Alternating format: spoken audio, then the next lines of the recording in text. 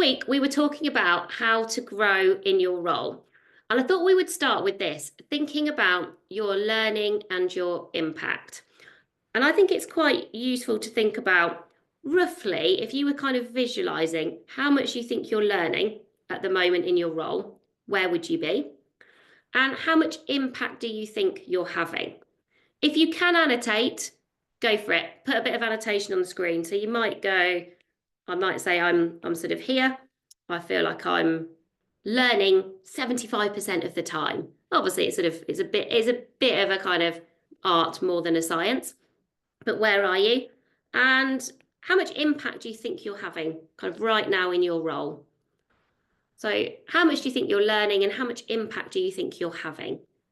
Quite like these as two questions for yourself. These are quite good coach yourself questions. Actually, we haven't really got these anywhere. I think they're good. They are good to ask yourself. Don't worry if you can't use the annotation. As long as you're doing this for yourself, or you can always put it in chat. So how much do you think you're learning? How much impact do you think you're having?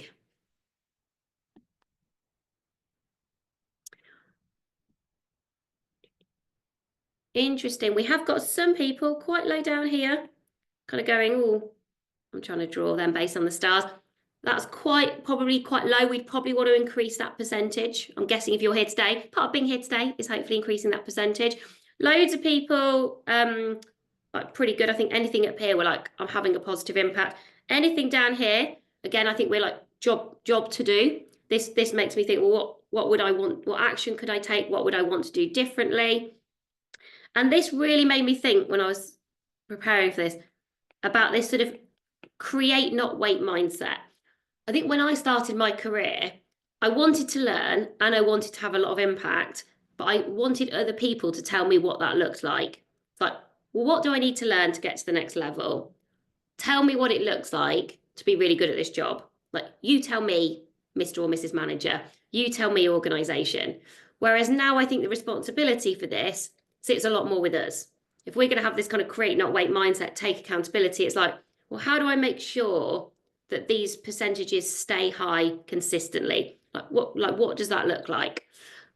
And I then started to do this graph, which I can't work out if I've got this right or wrong or not, but you can tell me. So I think my assumption was something that looked a bit like this. In a role, when you're thinking about your learning, let's say I'm on day one of a new role, you then have a really steep learning curve. So you're like, day one, loads to learn, often feels quite overwhelming. You're like, wow, lots to absorb, new people, new processes, new projects. If you've transferred your talents across a company, maybe I've got a whole new, almost like expertise to learn. So this is me when I first moved into corporate responsibility in Sainsbury's. Never done it before, really steep learning curve. And then you sort of go, at some point, maybe it just starts to kind of feel a bit more, not necessarily, you've not flatlined, but you're sort of learning more kind of incrementally. And then maybe there's a point where your learning starts to go like that. So you're like, this might be what happens in a role. And then in terms of your impact, probably on day one, you're not having loads of impact. Obviously, these things are never a straight line, but perhaps this is a bit more gradual. But maybe there's a moment where actually your impact overtakes your learning. Now, I think this is sort of an old model. So I think this is what I used to do. And sometimes why both Helen and I were reflecting on why we sometimes moved on too fast to almost kind of go, almost, I've learned loads now. I sort of feel like I know what I'm doing. Had a goodish impact. On to the next thing, because we're both quite new focused, always looking for interesting different things to get done. Sometimes getting distracted, by like, oh, that looks interesting. And so I was like, okay, if that's perhaps an outdated graph. And it's quite fun to have a go with these graphs. I drew about 4 different versions when I was trying to kind of work out what I think this looks like. I was like, what do we think we want this to look like? So learning over time in a role, impact over time in a role. And I was thinking, well, surely there's always going to be that steep learning curve. And then there'll always be a moment where it starts to feel a bit more incremental. But surely you want it to kind of just keep going like that. And then with your impact, which again, will always go kind of up and down a bit, but don't you want your impact to mirror your learning? So if that's your impact. Now, I actually don't know. I was thinking about this, and I've drawn about 4 versions, so you're getting 2 of the 4.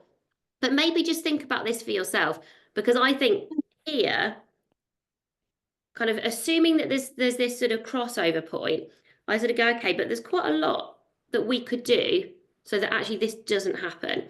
I think we want to keep learning, keep growing, keep increasing our impact, and within the kind of things that we can take control of. So it might just be worth kind of noticing, like if you drew this graph for yourself, what would it look like? Depending on where you are in your role. If you were kind of drawing your learning curve right now versus when you started your job, and your impact curve based on when you've started your job, whether you might go, well, this period here is I'm 6 months in. What does my learning curve look like? What does my impact curve look like? Or maybe you're 2 years in.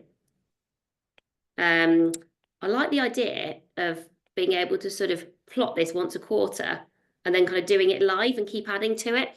I don't quite know yet how to make that happen, but I feel like there should be some technology that can do that for me. What's Steve say about first 90 days? Yeah, being really deliberate about it. So actually kind of probably what's in first 90 days would say, your impact and your learning should go hand in hand. So don't kind of wait to make an impact, which maybe we do over in this kind of model. You're like, oh, okay, I'm not quite ready yet. Maybe actually straight away, what your impact looks like will be different, but straight away you want to have some impact. Keep learning, impact, learning. So do impact and learning go hand in hand? That was my question to myself. Yeah, interesting, Rebecca. I'm exploring for myself. I always lean into learning stuff. And yeah, you've got to be careful whether then that's detracting from looking competent. Yeah, you always want to increase. That's why I think going impact in my job and learning, that's why I was trying to kind of bring those 2 things together. Anyway, maybe an interesting exercise to have a go at. If you want to increase your learning, so back to that percentage, we want to increase our learning, I would start with 2 things. I would start with experiments and experiences. So experiments, and we did talk about this on the podcast, those 3 Ps are often quite a good place to start. So is there a process? Are there kind of people things? Are there projects? My probably 4th P, which is what I do a lot with experiments, is kind of pain points. So experiments will always help you to learn. They're designed for learning. We always say an experiment only fails if you fail to learn.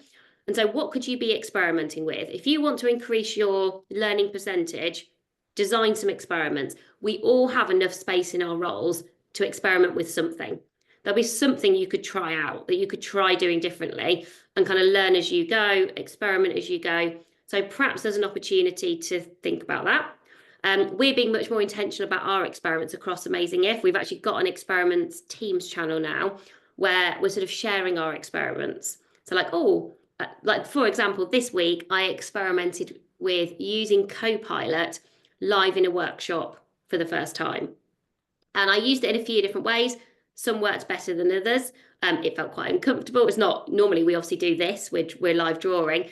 And so actually kind of going into some technology and also not knowing what that tech was going to tell me, because I was asking people to kind of give me questions to put into Copilot, that was a really interesting experiment. And like I say, some bits of it worked, some bits of it worked less well. So maybe are there some experiments? Experiences, I was thinking, that old phrase, the kind of from and to, CV building. If any of you ever came across that, it's like, oh, what are you doing that's like CV building? I think rather than CV building, now in Squiggly Careers, I want to be experience building. I do always ask myself, well, what experiences do I want to have like in my job that I can learn from? So I think I couple together the experiences that I look for with the learning that I look for. And so those experiences could be something around like being a beginner. So these are kind of the firsts. So are there some things you want to do for the first time? This could be about the kind of scale. Could be about maybe just sort of newness. So I often look for learning. I think a little bit about what experiences would help me to spend time with some different people. Some people from different backgrounds who've got different experiences that they can share with me. who are spending time in different worlds. Like I had a conversation this week with a CEO for a company that I'm applying for a non-executive role in. And his conversation with me was so different to any other conversation I will have this week. Everything he was talking to me about, I was thinking, well, I don't know that, and I don't know that. And it's just his world is really, really different. And so the reason that I'm applying for that non-exec is because I'm looking for the learning with some kind of new experiences, be spending time with very different people, different kinds of conversations. And so that would be experience building for me. And I know what learning I would be looking for. So that might be another way to just think about increasing that learning percentage. Experiments and experiences. And then if you're thinking about increasing your impact, so if you're like, actually, I feel like I'm learning loads, but I want to increase my impact, so it's that percentage that I want to get higher, I would think about problems and priorities. So what problems are my organisation or my team or my manager trying to solve? Claire, I've just bought Tiny Experiments. It's behind me on the floor because my bookcase is already full. One of the things I got excited about in my new house, I was like, I've got so much space for books. And it turns out I still have I will always have too many books, I've decided. But I've not read it yet.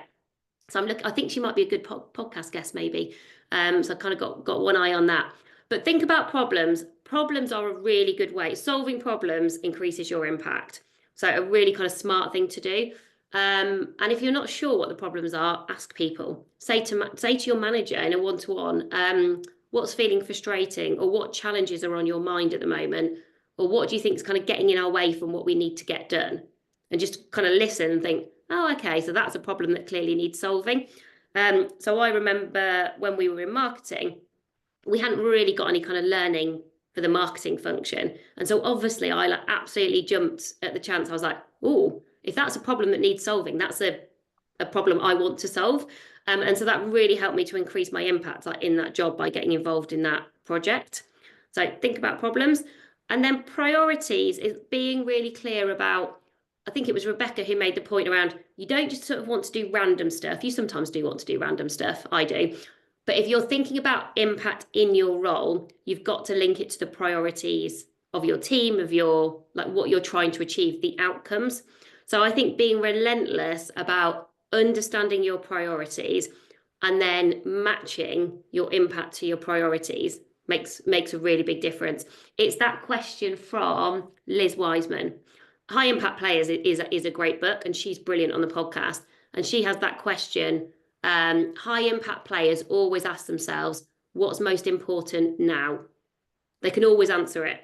They can always answer what's most important now. So kind of know that for yourself. And if you know that, you'll usually be able to increase your impact in the job that you do, because you'll know where to put your effort and your energy, especially when there's loads of workload challenges. Actually, when we asked that question today around kind of what's the chat in meetings at the moment, that probably gave you an insight into the problems. So if you're saying workload, you're like, well, that's clearly a problem to be solved. If you were saying budget, you're like, well, that's a problem. And then thinking, what can I do to be helpful? Lovely. Last thing, I thought we would just think a little bit about increasing your impact by supporting other people. And I'm a big fan of mentoring based on learning rather than levels. So if you were going to be a mentor to this group, based on something we could learn from you, what would that be? Let me know in the chat. What strength would you offer to this group? So this is people mainly you don't work with. Oh, Rima, that's is an alumni from your school. Oh, amazing.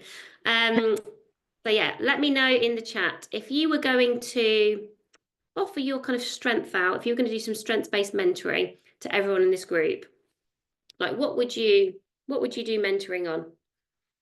So we're doing based on kind of learning rather than level. Compassion, finding your authentic voice as a public speaker. I was actually thinking, I don't know what I found this a good question.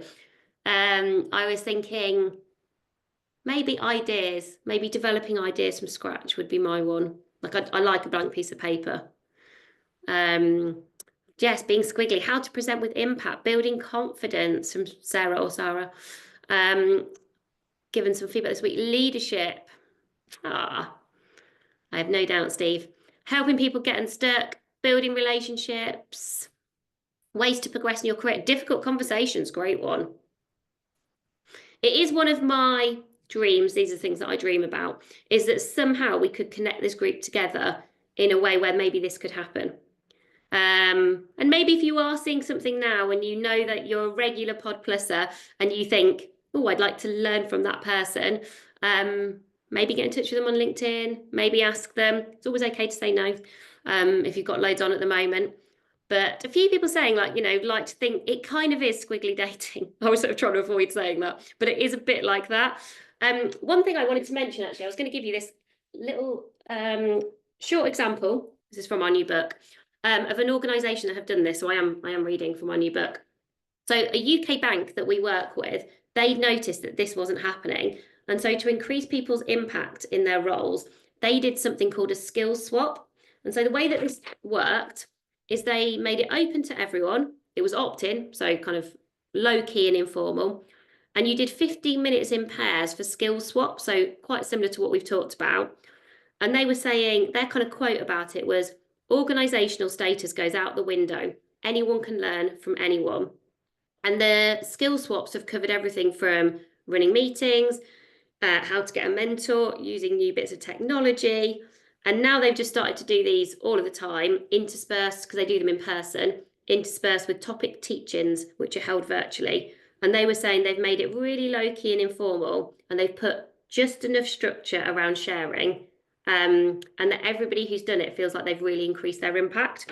So I was like, I had that handy. So I was like, oh, that's actually a really good example of how you could do it in an organisation. But I was also thinking, how could we do it as a group together? If anyone wants to get in touch with me and volunteer to make that happen, or to run an experiment, or you've got an idea of what that could look like, we are always open to ideas. We definitely don't feel like we don't own this group, or we don't want to be a gateway to bringing this group together. But if that feels like an opportunity that we can support you to make happen, we are very happy to. So I hope that's felt like a useful PodPlus this morning. It's been lovely to see you all.